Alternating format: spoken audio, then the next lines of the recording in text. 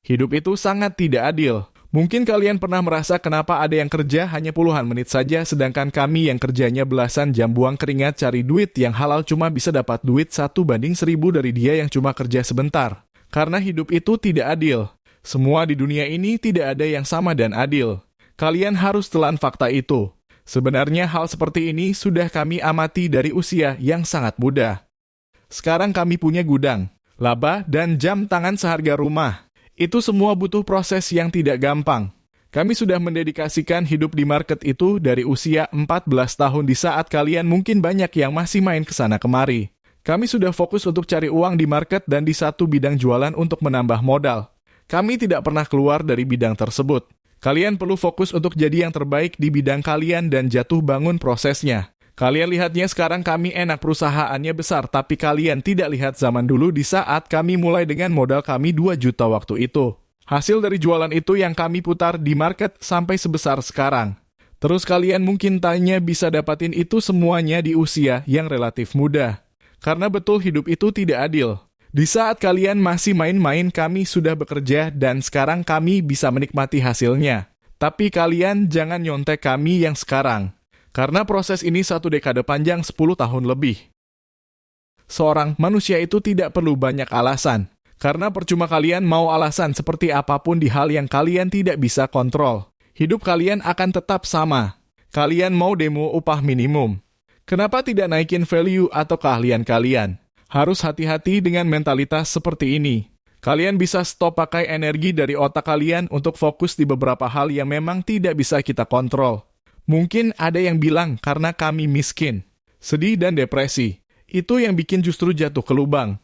Kalian harus hati-hati dengan kata-kata. Karena apa yang kalian ucapkan bisa kejadian di dunia nyata. Sedangkan kalau kalian berusaha sekeras mungkin dan naikin derajat keluarga dari lubang kemiskinan, kami yakin kalian tidak mungkin depresi.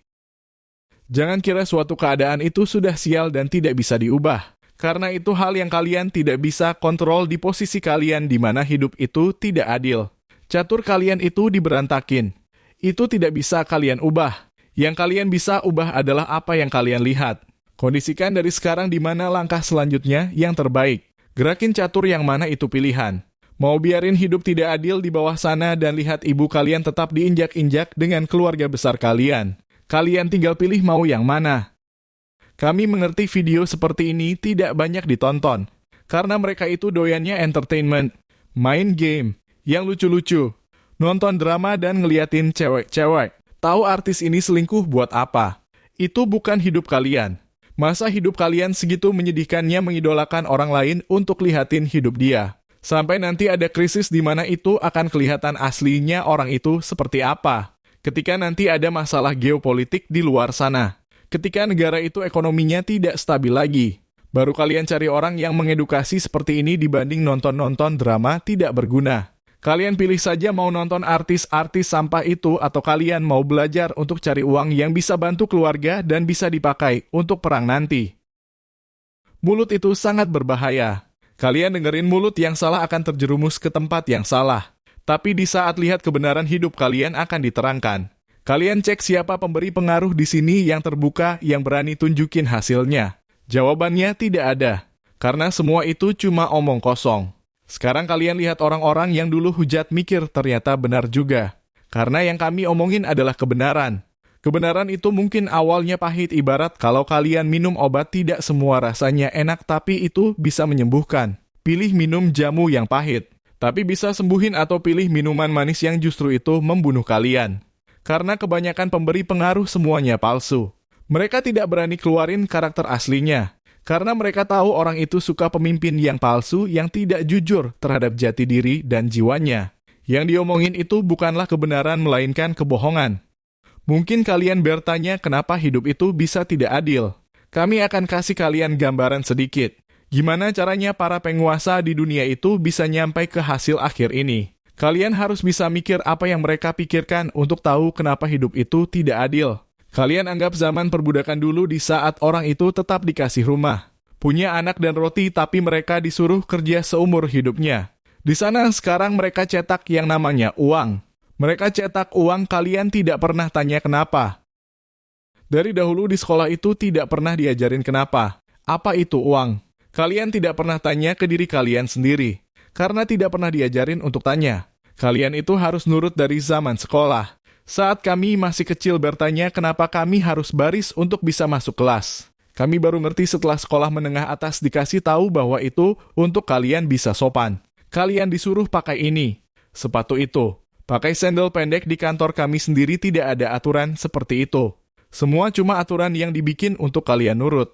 Kami balik lagi ke tempat perbudakan dulu. Perbudakan itu sama dengan kalian dikasih rumah dan roti lalu disuruh kerja. Sekarang kalian dikasih uang yang dicetak, tapi hanya cukup untuk bayar cicilan rumah dan roti. Kalian ini sama persis. Bedanya dia ciptain uang sebagai wujud hutang atas jasa yang pernah dilakukan. Sekarang kalian pikir lebih dalam lagi. Anggaplah kalian adalah anak dari orang yang punya mesin cetak uang. Kalian sudah punya semuanya dan bisa beli apapun setiap hari, maka uang itu sudah tidak ada artinya lagi. Yang bikin mereka bahagia adalah kontrol semua manusia. Kenapa kalian suka ke entertainment? Itu adalah perangkap yang mereka sengaja ciptakan. Mungkin banyak yang tidak senang sama kami yang bukakan agendanya di sini. Misalnya videografer datang mencela videonya kami. Ini pasti kami keluarin. Orang yang biasanya punya kuasa itu tidak suka ditantang. Sedangkan masyarakat bawah itu yang suka menantang. Seperti demo minta naikin upah minimum. Ketika semua nanti bisa digantikan dengan robot, mereka itu sudah tidak ada fungsinya lagi. Lihat arah dunia ini kemana. Dikeluarkan nanti produk-produk yang lebih canggih. Mungkin kalian mikir ini adalah barangnya orang kaya. Persis kayak handphone batok zaman dulu dan komputer IBM yang luar biasa besar di tahun 1900-an. Waktu itu orang bilang tidak mungkin laptop atau komputer sekecil ini bisa ada. Karena itu yang punya IBM cuma 4 set di dunia. Sama seperti nanti Vision Pro itu mungkin Apple keluarin yang mahalnya. Tapi sihir teknologi jalan. Itu akan jadi handphone yang harganya murah dikonsumsi untuk masyarakat. Sekarang bagaimana caranya kalian bisa dikontrol populasinya? Misalnya mereka itu rumahnya seperti gubuk kayu. Tapi kalian kasih VR headset. Setiap hari aplikasi yang dipakai adalah Instagram, TikTok, dan YouTube. Apakah ini yang kalian lihat dunia nyata? Jawabannya bukan. Kalau kalian pakai kacamata itu, kalian di depan sini berbicara dengan kami barengan terasa berbeda pengalamannya dan itu adalah perangkap selanjutnya yang akan terjadi dalam waktu yang sangat dekat. Di mana semua orang itu dikurung di rumah susun yang sangat kecil. Tapi kalian pakai VR bisa di Swiss.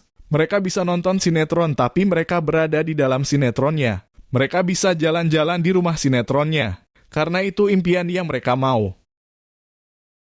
Kalau kalian punya semua uang di dunia, apa yang kalian suka? Kontrol itu jawabannya. Orang-orang bodoh ini pakai masker tutup pakai saat makan di McD itu lucu untuk mereka. Mereka mau lihat seberapa jauh kalian bisa dibudakin untuk kontrolnya dan kalian tidak melawan. Bilang ngelawan kalian akan digantikan sama orang yang tidak ngelawan yaitu robot. Kalian mungkin bilang ini terlalu ke masa depan dan tidak akan terjadi. Kami selalu suka lompatan dari teknologi. Sebelum influencer-influencer itu bahas tentang AI, kami itu sudah belajar prompting. Makanya kami tahu bahwa pekerja pertama yang akan dikeluarkan karena AI adalah kreatif. Semua orang mana mungkin kreatif sehebat AI? Kalian coba sendiri. Kalian akan tahu Midjourney itu desainnya secanggih ini. Justru dia bisa bikin film yang orang biasa tidak bisa bikin. Kami sudah bilang dan prediksi masa depan. Kenapa kami bikin video seperti ini? Karena hidup itu tidak adil. Karena kami mau kasih kalian gambaran masa depan itu akan sangat distopia, yaitu kesenjangan si kaya dan si miskin semakin parah. Kalian sekali jalan ke Cina, ke kota namanya Chongqing, di sana kalian akan tahu dengan jelas seberapa distopianya dunia. Yang negara berkembang belum sampai ke sana. Itu kalian bisa lihat bangunan super mewah. Benar-benar udah kayak di masa depan. Itu ada MRT lewatin apartemen dan orang kaya lewat di depan atau sampingnya pemulung. Kalian akan lihat seperti itu kota-kota negara. Itu sudah mirip-mirip seperti orang yang cuma gajinya minimum dengan orang yang punya gedung. Cuma belum terlalu kelihatan social disparity-nya. Negara berkembang akan mengarah ke arah sana, kesenjangan sosial itu akan semakin besar. Yang miskin itu akan makin ditindas dan yang kaya itu akan semakin kaya.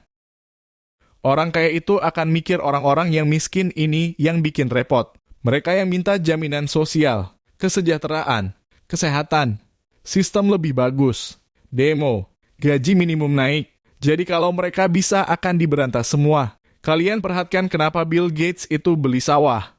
Kenapa Mark Zuckerberg bikin bunker di Hawaii. Mereka tahu hal ini akan terjadi sebentar lagi. Mereka kelas ekonomi menengah itu cuma dikasih hidup sementara sama para elit global ini. Karena mereka masih punya fungsi. Mereka adalah buruh pabrik yang linting rokok dan lain-lain yang semacamnya. Semua itu belum tentu 10 tahun lagi masih ada. Dengan kemajuan teknologi canggih sekarang, semua akan digantikan dengan robot. Terus kalau mereka sudah digantikan fungsinya, mereka hidup di dunia ini sudah tidak ada. Kalau kalian mau lihat dari semua peperangan, akhirnya hanya ada satu yang disebut dari banyaknya prajurit yang mati. Tidak lama lagi pasti akan terjadi perang lagi. Karena Cina ini akan naik jadi superpower. Setiap ada empire baru yang naik, selalu ada konflik yang luar biasa besar. Di saat nanti Cina naik dan ada perang, kalian mau jadi angka atau mau jadi nama? Karena cuma dua. Kalau mau jadi angka silahkan, kalian akan disingkirin seperti sampah. Satu-satunya jalan keluar dari jebakan setan ini adalah mencari kebebasan.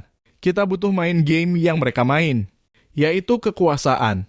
Berarti harus punya uang. Karena uang itu energi orang yang independen atau jasa perjanjian hutang. Intinya uang itu adalah hutang. Kalian tanya ke diri kalian, setiap dikasih propaganda apakah ini benar atau salah? Dikasih pandemi apakah ini benar atau salah? Kalian harus punya pemikiran yang independen. Pemikiran yang logis di diri kalian sendiri. Hidup itu memang tidak adil. Tapi yang kalian lakukan harus bisa bertahan hidup. Jadi kalau kalian masih punya mental lemah mau jadi angka yang tadi, kami bilang akan disingkirkan jika tidak mau berubah. Karena hidup itu tidak adil.